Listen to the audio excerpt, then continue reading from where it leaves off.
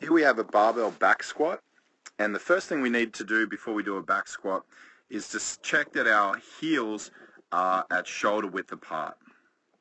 We have the toes pointed out slightly, and what that does is create room for the hips and allows for proper biomechanical movement of the knees.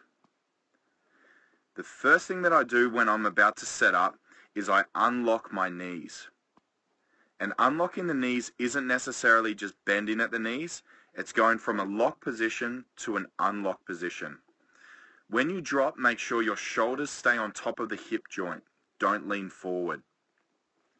What I do now is I set my lower abs and tuck my pelvis.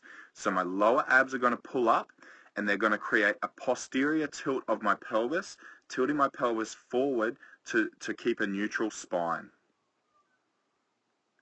After I've set my pelvis, I address my upper abs and I pull my chin back and feel like my vertebrae is elongating or being pulled upwards from the crown of my head. Then I'll take a deep breath and I'll brace my entire midsection and I'll push that oxygen against my abdominal wall from the inside.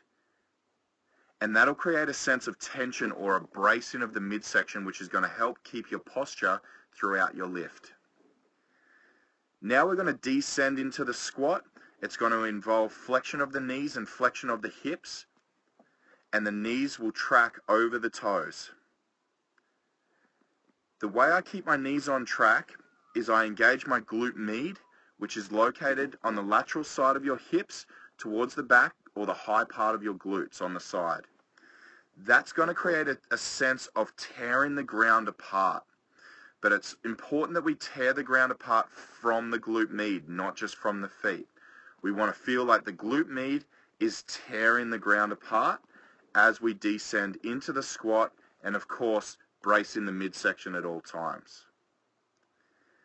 We squat to full range of motion, which means our knees are going to be completely flexed and our hips are flexed.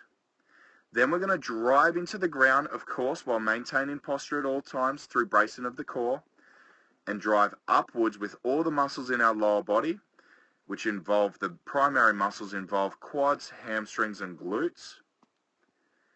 And they're going to drive us upwards into the top of the squat.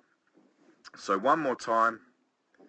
We start the lift and make sure our heels are shoulder width apart and our toes are pointed out.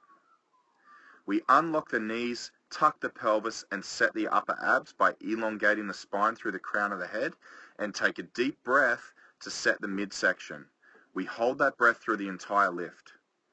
We descend into the lift while bracing the core at all times, knees tracking over the toes via splitting the ground apart via the hips.